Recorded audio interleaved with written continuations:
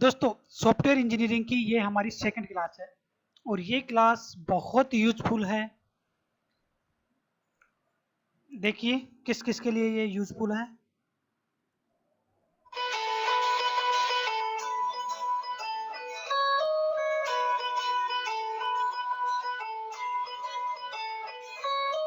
कोई मखमल वाला चादर तान के सोवे, कोई किस्मत अपनी कारी जान के रोवे।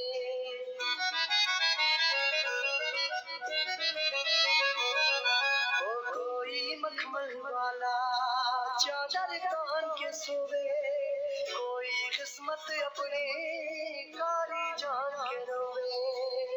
पिड़ले तो दोस्तों, देखा आपने कई प्रकार की जो तैयारी कर रहे हैं जो अभी स्टूडेंट, उन सभी के लिए ये बहुत इंपॉर्टेंट चैप्टर है।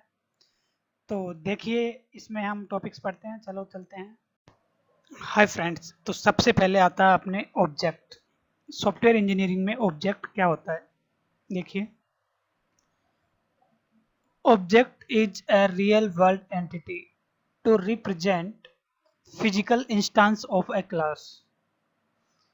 In OOPS, class is a template for defining objects. That means object is an instance of a class.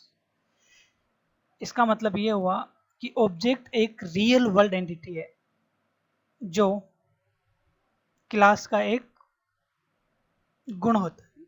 जैसे class is a template, class एक खाली पेज है, उस पेज के ऊपर हम जो भी कुछ डिफाइन कर रहे हैं, जो भी कुछ लिख रहे हैं, वो उस क्लास का ऑब्जेक्ट कहलाता है।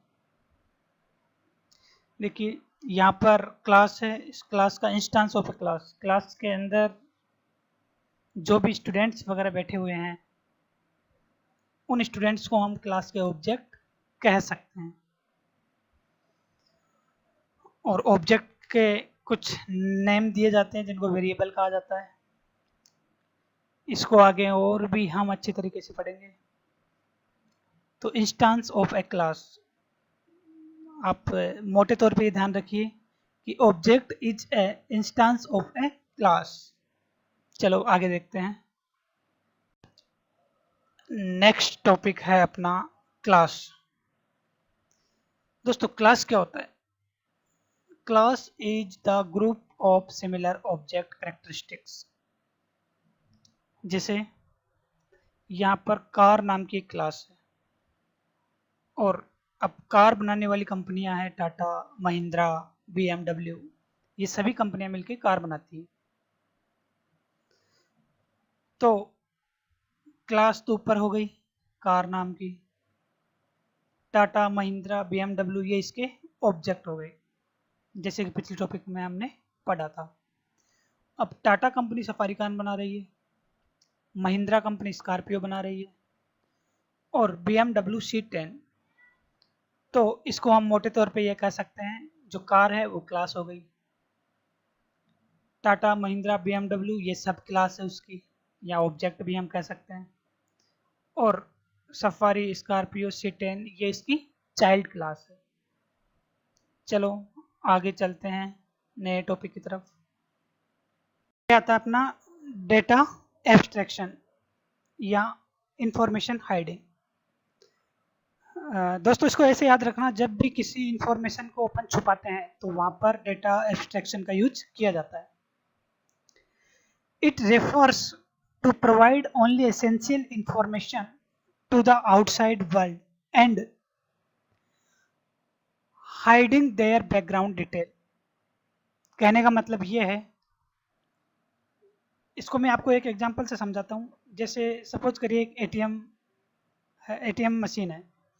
जब एटीएम मशीन पर हम जाते हैं, उस पर हम जब डेबिट कार्ड उसमें लगाते हैं, तब उसमें अपन पिन एंटर करते हैं। तो पिन एंटर करते हैं तब जो इसकी ओरिजिनल जो इंफॉर्मेशन होती है पिन की, उसको तो वो छुपा लेता है और वर्किंग को दिखाता है। मतलब पिन की जगह स्टार स्टार स्टार, मतलब वर्किंग तो कर रहा है, लेकिन जो मेन उसकी इंफॉर्मेशन है उसको छुपाने का काम कर रहा है। तो यहाँ पर कहने का मतलब यही है कि information to the outside world, मतलब कार्य करने की प्रोसेसिंग को तो दिखा रहा है, but hiding their background detail, उसकी जो मेन इंफॉर्मेशन है उसको छुपाने का काम करता है।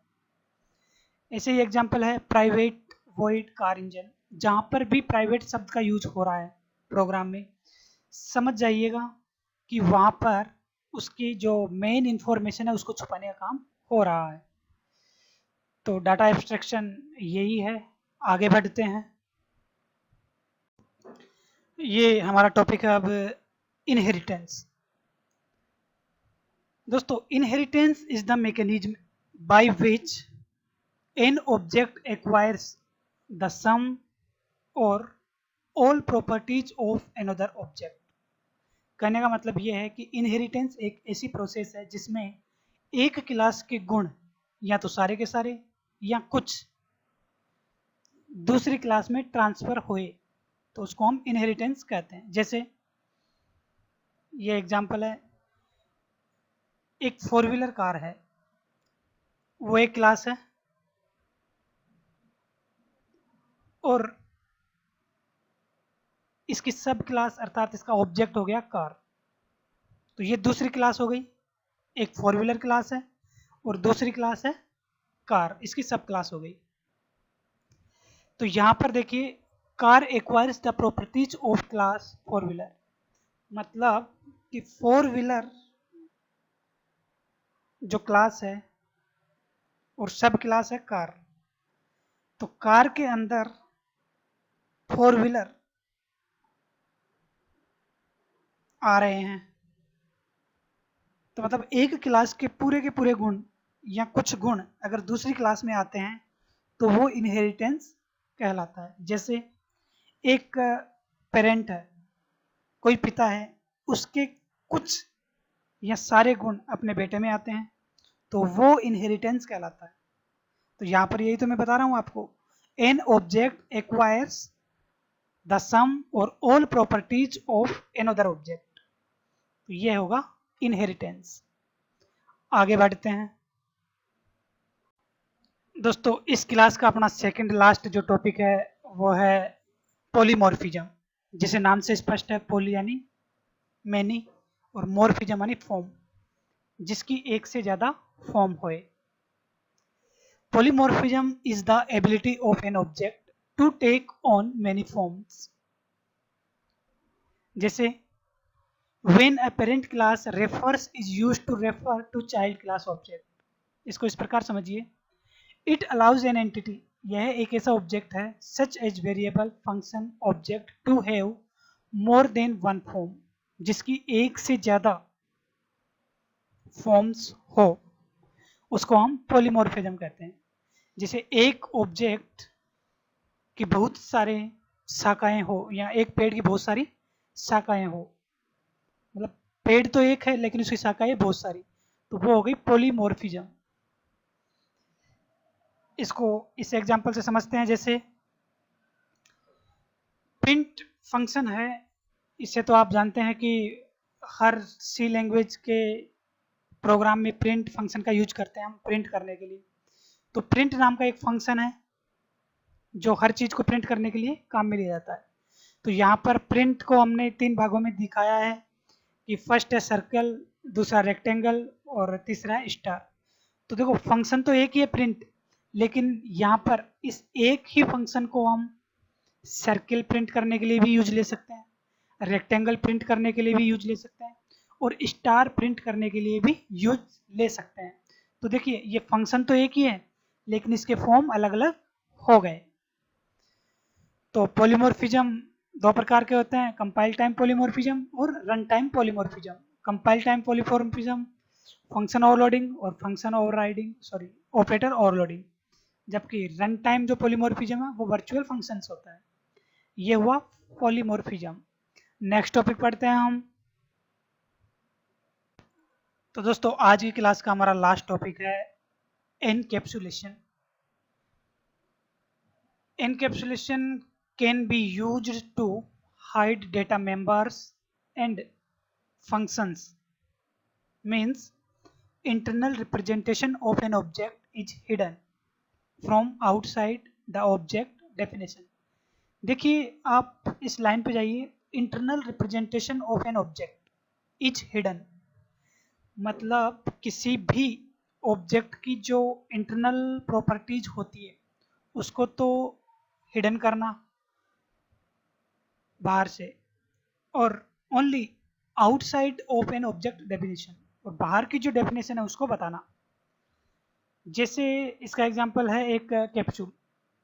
दोस्तों कैप्सूल के अंदर क्या होता है ये हमें पता नहीं, जो मेडिसिन वाला जो कैप्सूल होता है उसके अंदर क्या चीज़ होती है उसको हमें पता नहीं, केवल बाहर से पता है कि हाँ ये कैप्सूल है, लेकिन उसके अंदर की जो प्रॉपर्टीज़ है जो भी है उसमें, उसको हमें पता नहीं उसमें क्या चीज़ है, लेकिन वो काम प्रॉपरली करेगी बॉडी के अंदर। तो कहने का मतलब ये है कि जो एनकैप्सुलेशन होता है वो डेटा मेंबर और फंक्शन को हिडन करने का काम करता है। Means internal representation of an object is hidden from outside of the object definition. तो इसको कैप्सूल से याद रखिएगा कि एनकैप्सुलेशन क्या होता है, कि ये बाहर की डेफिनेशन को तो शो करता है लेकिन इंटरनली जो भी इसके प्रॉपर्टीज है उसको हिडन रखता है। तो दोस्तों ये हुई अपनी सेकंड क्लास। नेक्स्ट क्लास में हम लोग सॉफ्टवेयर इंजीनियरिंग से रिलेटेड बहुत महत्वपूर्ण टॉपिक्स देखेंगे जो एग्जाम में एग्जाम की दृष्टि से बहुत ही इम्पोर्टेंट है। और आने वाली 2 क्लासों में हम सॉफ्टवेयर इंजीनियरिंग की पूरी बुक को कंप्लीट कर देंगे। तो नेक्स्ट क्लास देखना ना भूलें। Thank you.